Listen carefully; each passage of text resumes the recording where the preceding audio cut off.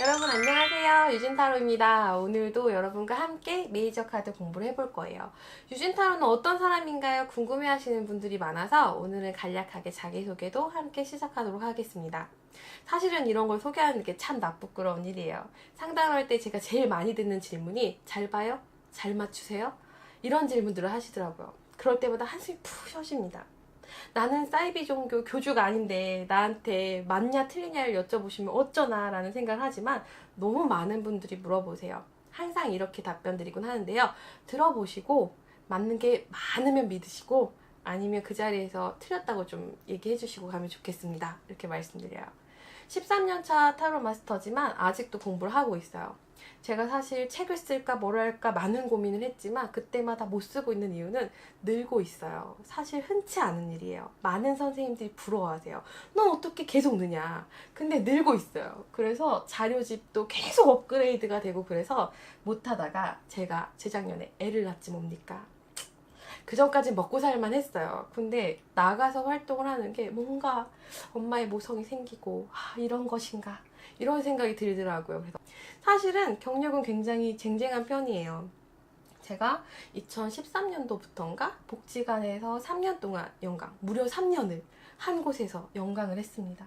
그래서 서울시에서 주는 나노미오 최우수상도 받아봤고요.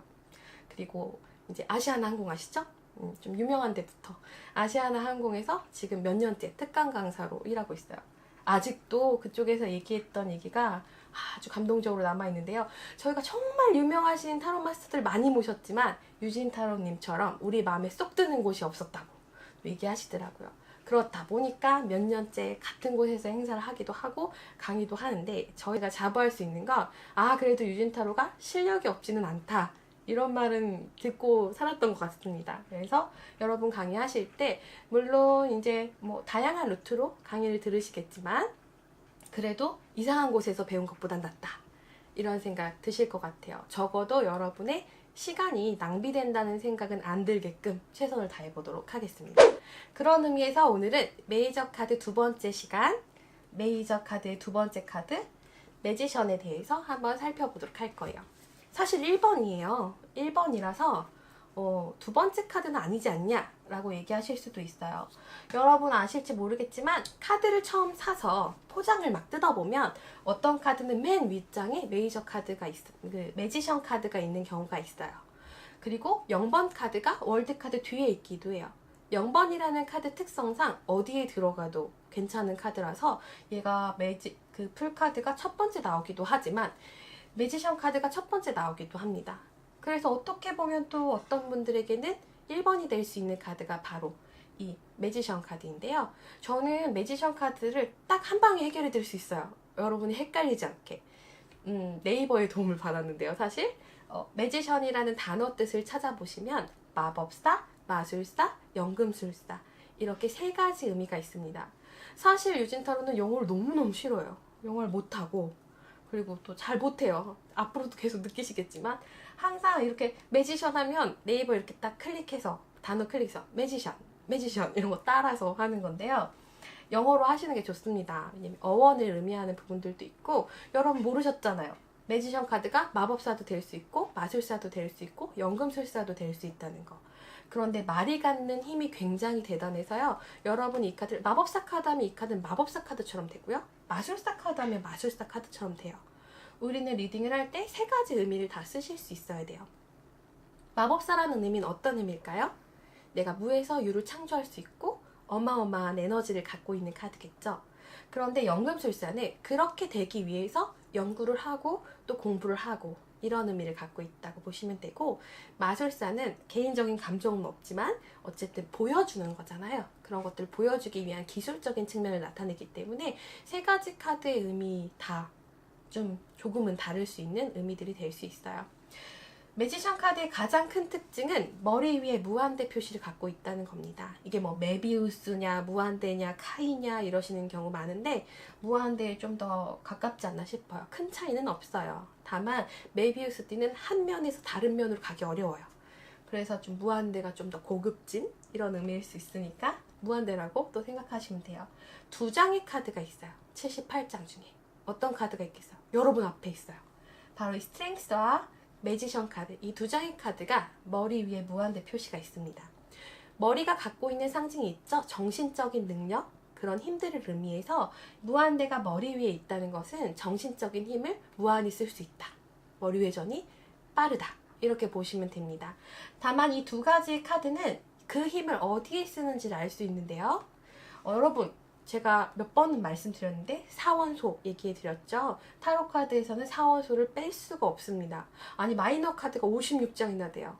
사원소에 대해서 알면 반은 먹고 들어갈 수 있거든요. 여기 바로 그 사원소가 표현되어 있는데요. 타로 카드에서는 사원소가 한 카드에 전부 표현되어 있는 카드가 몇 없어요. 이렇게 다 표현되어 있는 경우에는 밸런스가 굉장히 잘 맞는 카드라고 보셔도 됩니다. 얼핏 보기에는 매지션 카드만 사원소가 표현되어 있는데 휘로 포춘과 월드 네 귀퉁이에도 사원소를 상징하는 것들이 표현되어 있어서요. 이런 카드들은 굉장히 밸런스가 좋은 카드. 쉽게 말씀드리자면 잘 변화할 수 없는 카드이기도 해요. 근데 뭐 얘네는 네 귀퉁이 있지만 매지션은 아니지 않습니까? 테이블 위에 4개의 사원소가 되어 있어요. 이 4개의 사원소가 되어 있다는 건 이 인물이 그것을 다룰 수 있고 인지할 수 있다라고 생각하셔도 됩니다.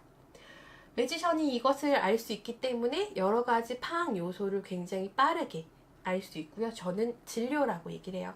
세상을 이루고 있는 진료들, 요소들에 대한 파악 능력이 굉장히 뛰어나다라고 보셔도 돼요. 그 다음 키워드로는 천지인이라고 하죠. 하늘을 가리키고 있고 땅을 가리키고 있어서 하늘을 가리키고 있는 것, 땅을 가리키고 있는 것, 이 두 가지 중심에 있는 인물, 하늘과 땅을 연결하는 인물이라고 보셔도 됩니다.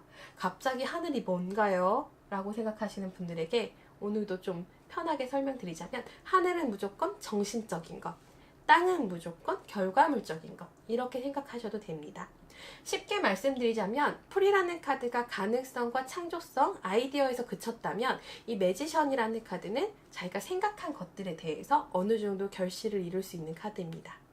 다만 이걸 좀 좋게 쓰느냐, 나쁘게 쓰느냐 차이점이 있겠죠. 제가 이제 뭐 청소년 교육을 할 때나 아니면 취업박람회 갔을 때 항상 하는 얘기가 있어요. 이 카드는 마법사가 될 수도 있고 마술사가 될 수도 있는데 그걸 쉽게 말하자면 이런 능력을 중심적으로 쓰느냐, 잔머리로 쓰느냐, 그 차이에 따라서 다르다라고 설명을 하거든요.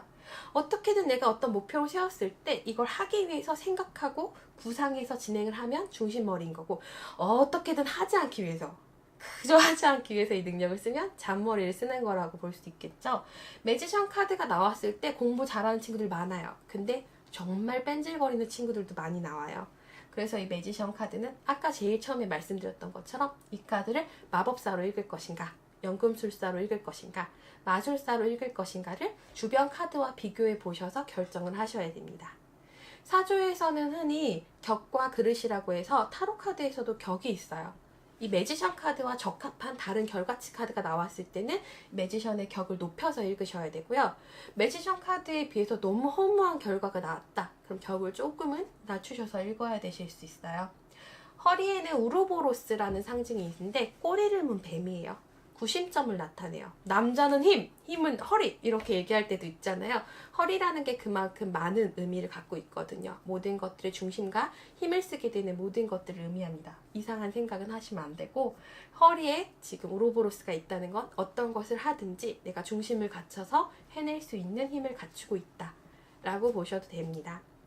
매지션이 연애에 나왔을 때 엄친하다, 만능이다, 모든 걸 잘한다 이런 말과 함께 오명이 한 가지 있죠. 어떤 오명이 있냐? 바람둥이다 라는 오명도 있습니다.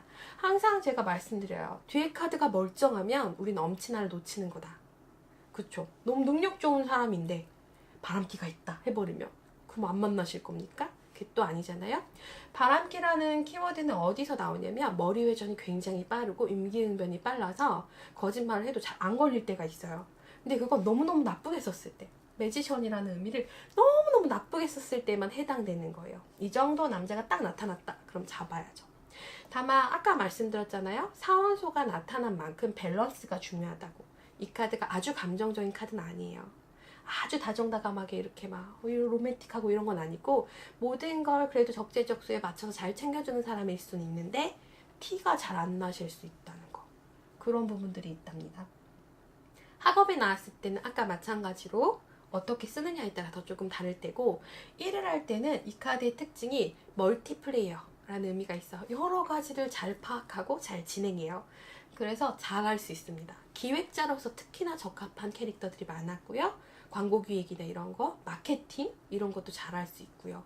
그리고 공부를 잘할 수 있는 기본적인 특징을 가지고 있어요. 물론 주변 카드에 따라 다르겠지만, 그래서 머리를 많이 쓰는 거.